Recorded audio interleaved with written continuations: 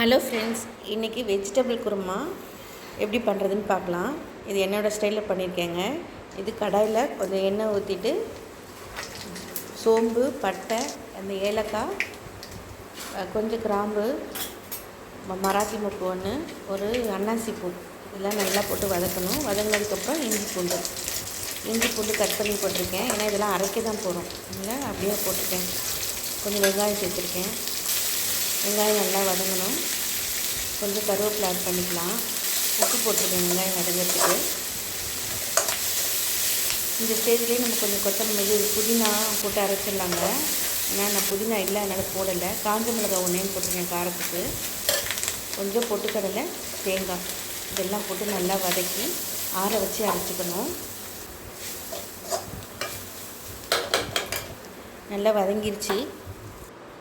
இப்போ ஆற வச்சுட்டு மிக்சியில் போட்டு அரைச்சிக்கலாம். அரைச்சி வச்சாச்சுங்க. இப்போ திரும்ப தாளிச்சிடலாம்.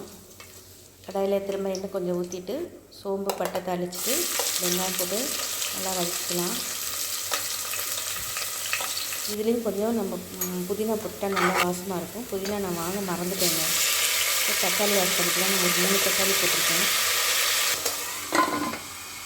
தக்காளி போட்டு நல்லா வதங்கிறதுக்கு கொஞ்சம் மூடி வச்சு வதக்கினா சீக்கிரம் வதங்கிடும். தக்காளி போட்டு நல்லா வதங்கிடுச்சு. இந்த ஸ்டேஜில் வெஜிடபிள்ஸ்லாம் ஆட் பண்ணிக்கலாம். பீன்ஸு, கேரட்டு, உருளைக்கிழங்கு போட்டுக்கலாம். இல்லை பட்டாணி போடலாம், காலிஃப்ளவர் போடலாம். நான் 3 காய் மட்டும்தான் போட்டிருக்கேன். காய் வதங்கிடுச்சு. இப்போ மிளகாத்தூள் 1 ஸ்பூனு, கரம் மசாலா, மிளகாத்தூள் 2 ஸ்பூன் போட்டிருக்கேங்க. கரம் மசாலா கொஞ்சம் போட்டிருக்கேன். நல்லா வதக்கிட்டு அரைச்சி வச்ச பேஸ்ட்டு சேர்த்துக்கலாம். சேர்த்துட்டு தேவையான அளவுக்கு தண்ணி ஊற்றி நல்லா கொதிக்க விடணும். கொஞ்சம் மூடி போட்டு வச்சா சீக்கிரம் கொதிச்சிடும். இப்போ நல்லா கொதிச்சிருச்சுங்க.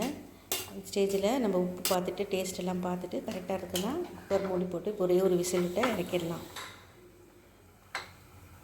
இப்போ ஒரு விசில் வந்துருச்சு, இறக்கியாச்சு. சூப்பரான குருமா ரெடி ஆகிடுச்சு. இல்லை நம்ம வேக வச்ச முட்டை ஆட் பண்ணால் வெஜிடபிள் முட்டை குருமா ரெடி. நீங்களும் ட்ரை பண்ணி பார்த்துட்டு எப்படி இருந்துச்சுன்னு சொல்லுங்கள். தேங்க்யூ.